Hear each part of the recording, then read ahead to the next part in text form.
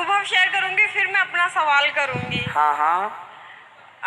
मैंने आपको शायद लॉकडाउन में सुनना शुरू किया था। मैं कॉलेज टाइम से कथा सुन रही थी, पर मैं सिर्फ सुनती थी। मतलब उसको चरितार्थ करना या उनको सुन के कुछ ऐसा करना कि मुझे लगे मेरी प्रवृत्ति आध्यात्मिक है, ऐसा कुछ ही नहीं था। और मैं बहुत सारे गुरुओं को सुनती थी, सिर्फ मुझे अच्छा लगता था इसलिए।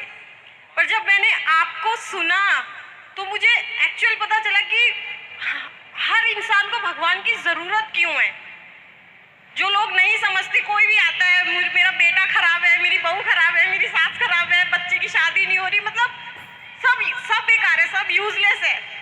आप जो बताना चाहते हो वो कोई समझना नहीं चाहता, या पता नहीं उन्हें समझ नहीं आता। आपको सिर्फ भगवान चाहिए, और भगवान आपको इन ज़रूरी चीज़ों से नहीं मिलने का। जो आप कहते हैं ना कि हमें इस लोक को नहीं उस लोक को अपना संवारना है, तो और उसी से रिलेटेड मेरा क्वेश्चन है। मेरा सवाल ये है कि जब भी मैंने आपको समझ के मेरे घर में मैं कान्हा जी लाई, मुझे मेरा धर्म समझ में आया कि मैं सनातनी हूँ, मुझे गर्व होना चाहिए, पर मुझ में ऐसा कुछ था ही नहीं कि मैं क्यों करूँ गर्व। पता नहीं कितने हिंदू हैं इस दुनिया में, इस धरती पे या भारत में, सब सिर्फ हिंदू हैं। बट अब मैं कह सकती हूँ हाँ मैं सनातनी हूँ, क्योंकि मेरे में बहुत बदलाव आए, बहुत। मैंने सनातन धर्म को समझने की, अगर मुझसे कोई बहस भी करना चाहेगा ना, तो मैं उन्हें 10 जवाब दे सकती हूँ कि मैं सनातनी हूँ, और मुझे पता है मेरे धर्म के बारे में, आप ज़्यादा ना बोलो। और ये सब मैंने आप ही से सीखा। तो मैंने उस भगवान को समझने का प्रयास सिर्फ आपको देखकर, आपको सुनकर किया। आज मेरी शादी की सालगिरह है, हमारे 9 साल हो गए। मेरे पति मुझे सिर्फ इसलिए यहाँ लाए क्योंकि मैं यहाँ आना चाहती थी, और हम मतलब ना कोई प्लान कुछ नहीं, रात में थे बस कि कोई नहीं, हम कभी इतनी दूर गए भी नहीं। आज पहली बार हम खुद ड्राइव करके ये लेकर आए कि नहीं हम वहीं जाएंगे। तो मैं आपसे यही पूछना चाहती हूँ कि मैं जब पूजा करती हूँ, मेरे में कोई कामना नहीं है, कोई इच्छा नहीं है, मैं कुछ नहीं चाहती भगवान से। मेरे बच्चे ठीक है, मैं उन्हें एक अच्छा इंसान बना दूँगी, मेरी जिम्मेदारी पूरी हो जाएगी। पर मुझे उस समय से डर लगता है कि अगर मुझे मृत्यु आए, या वो जो कलयुग का अंत समय आने वाला है, मैं उसमें रहना नहीं चाहती, मुझे वो बहुत भयानक लगता है। तो मुझे ऐसा लगता है कि कहीं मैं डर के मारे भगवान की पूजा तो नहीं कर रही। मतलब अगर डर है तो क्या वो सही है या गलत है, क्योंकि मैं निस्वार्थ करना चाहती हूँ, पर मुझे डर लगता है उस समय से कि मैं उस समय में रहना नहीं चाहती। प्रभु मुझे बुला लेना आप, फिर चाहे जहाँ मर्जी रखना, अपने पास रखना बस। ना मैं वापस आना चाहूँ, ना मैं उस कलयुग के उस समय को देखना चाहूँ जो लोग समझना भी नहीं चाहते। आप आज नहीं समझोगे, आने वाला समय इतना भयंकर है, आप उसकी कल्पना भी नहीं कर सकते। तो ऊपर तो कितना भयंकर रहा होगा, उस लोक में तो आप सोच भी नहीं सकते कुछ उसके बारे में। तो मेरा वो जो डर है वो गलत है या सही है, मैं यही आपसे पूछना चाहती हूँ। देखिए, हमें डरना नहीं चाहिए। आपका डर जायज़ है, पर अब आप सुन लेंगे तो ये डर भी ख़त्म हो जाएगा। आपने 90% तो अपने आप को ठीक कर लिया, बस 10% का जो डर है वो भी हम दूर किए देते हैं। जब भगवान श्री राम ने बाली से कहा, राम जी ने बाली को बाण मारा, हाँ जी। तो बाली गिर गया। तो बाली ने कहा कि कारण कवन नाच मोहि मारा, मैं बैरी सुग्रीव प्यारा, आपने मुझे क्यों मारा। तो राम जी ने कहा कि अनुज वधु भगनी सुतनारी, सुन सठ कन्या सम एचारी, इन्हीं को दृष्टि विलोकय जोई, ताही वधे कछु पाप न होई। तुमने सुग्रीव की पत्नी का हरण किया, इसलिए तुम्हें मारा। ये सब बातें खत्म हुई। फिर राम जी ने कहा अच्छा चल कुछ वरदान मांग ले बाली, जो मांगेगा दे दूंगा। तो बाली ने क्या मांगा? बाली ने कहा कि अब नाथ करी करुणा, विलोकहूँ देहु जो बर मांगहूँ, जेहि योनि जन्महु कर्म बसता, राम पद अनुरागहूँ।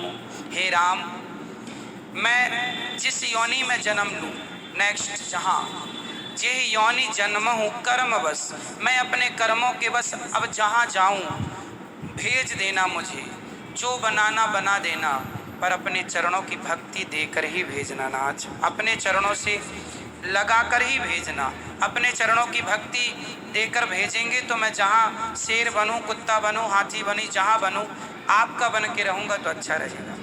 तो आप ये ना कहो कि आप देखो भक्त हैं, भगवान की शरण में हैं, तो आपको डरने की ज़रूरत नहीं है, क्योंकि आपका तो कल्याण होएगा। अजामिल का एक नाम लेने से हुआ, तो आपकी तो इतनी श्रद्धा आस्था है, होगा। पर फिर भी किसी कारणवश यदि आना पड़ा तो फिर भगवान से यही प्रार्थना हम करें कि हे नाथ आप भेजना हमें, पर अपना बना के भेजना, अपना सेवक, अपना दास, अपनी भक्ति देकर भेजना तो अच्छा है। और जब विश्वास कर लिया भगवान पर तो डरने की ज़रूरत नहीं। जहाँ डर है वहाँ विश्वास नहीं है, और जहाँ विश्वास है वहाँ डर नहीं। इसलिए जब मान लिया कि भगवान हमारे हैं, रक्षक हैं, तो फिर डरने की ज़रूरत नहीं है ना। इसलिए निडर होके, बस आप तो निष्काम हैं ही, कामना तो है ही नहीं, बस डर समाप्त कर दो, ये सोच के कि हमेशा आपके संग भगवान है। प्रहलाद जी को हिरण्यकश्यपु ने कितना परेशान किया, पहाड़ से फेंका, आग में जलाने की, जहर दे के मारने की, हाथी के पांव के नीचे दफनाने की सारी कोशिश की। प्रहलाद जी डरे नहीं, क्योंकि उन्हें विश्वास था कि हमारे भगवान हमारे रक्षक हैं। जब रक्षक वो हैं तो मारे कौन। इसलिए विश्वास पक्का कर लो, डर अपने आप खत्म हो जाएगा। भगवान पे विश्वास। धन्यवाद खुश रहिए। गुरु जी। मेरे बहुत सुंदर, अच्छा लगा आपसे बात करके। आपके जीवन में इतना सारा बदलाव हुआ जो बहुत मैं आपको मतलब शायद मैं शब्दों में वो चीज़ कह भी नहीं पाऊंगी जो मैंने अपने आप में अनुभव किया है। मतलब अगर आप अच्छे, बहुत सारे लोग हैं जो कहते हैं कि हाँ हम अच्छे इंसान हैं, और मैं सबको यही कह के चलती हूँ कि हाँ मैं बुरी हूँ क्योंकि मैं सब कुछ कह देती हूँ। लेकिन आपसे जुड़ने के बाद जुड़ा हुआ ही कहूँगी मैं। अभी आपको मैं चाहती हूँ कि मैं आपको दीक्षा गुरु बनाऊँ, पर अभी पता नहीं, लगता है कि थोड़ा और समय में उस आपके उस गुरु भाव में या उस श्रद्धा में मैं अपने आप को और अभी पकाना चाहती हूँ। मैं बिल्कुल एकदम दृढ़ हो जाऊँ कि हाँ सिर्फ आप ही, कि मैं आपकी एक एक बात का, छोटी छोटी बात का पालन कर पाऊँ, तब मैं अपने आप को उस मुकाम तक ले जाऊं। बस मैं उस वक्त का इंतजार करना चाहती हूँ। मुझे पूरा विश्वास है बिहारी जी ज़रूर लाएंगे, क्योंकि वो मुझे यहाँ तक ले आए जिनकी मैंने कभी कल्पना भी नहीं की थी। सही। कभी नहीं की थी। मैं बस, मेरे पति कुछ पूछना चाहते हैं, एक बार उनसे पूछ लीजिए। एक बहुत कॉमन सा क्वेश्चन है, शायद सबने पहले किया हो।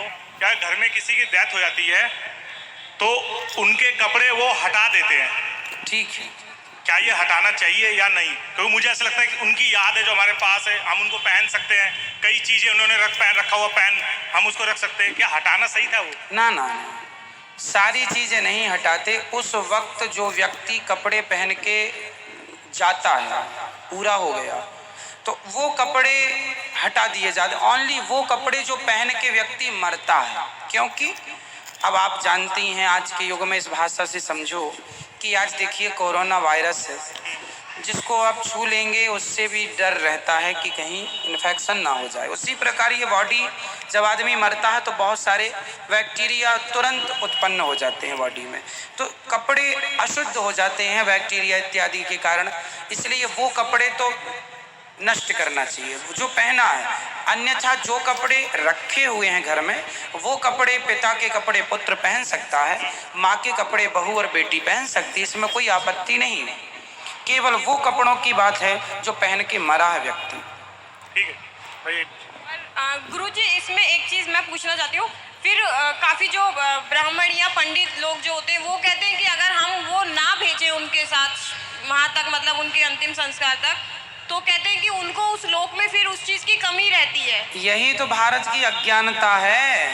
हाँ, क्योंकि सुनने को बहुत कुछ मिलता है। इसलिए कहते हैं जीते जी कपड़ों का दान करना चाहिए। जो दान किया वो वहाँ मिलेगा, अब जो तुम्हारे पहने रखे वो थोड़ी वहाँ मिलेंगे। अज्ञान, भारत में अज्ञान बहुत पांव पसार चुका है, यही अज्ञान है। हमें आप आशीर्वाद दीजिए, शुभकामनाएं दीजिए कि खुश रहिए, भगवान आपको सदा सुखी रखें। वर्ष आके मनाऊं। खुश रहिए, भगवान आपको सदा सुखी रखें। आपने वृद्ध माँ, हम जा रहे थे, तुरंत आपके दर्शन हुए तो फिर हम यहीं आ गए। वृद्ध माँ से मिलिएगा, नीचे प्रसाद पाइएगा गौरी गोपाल जी की रसोई का।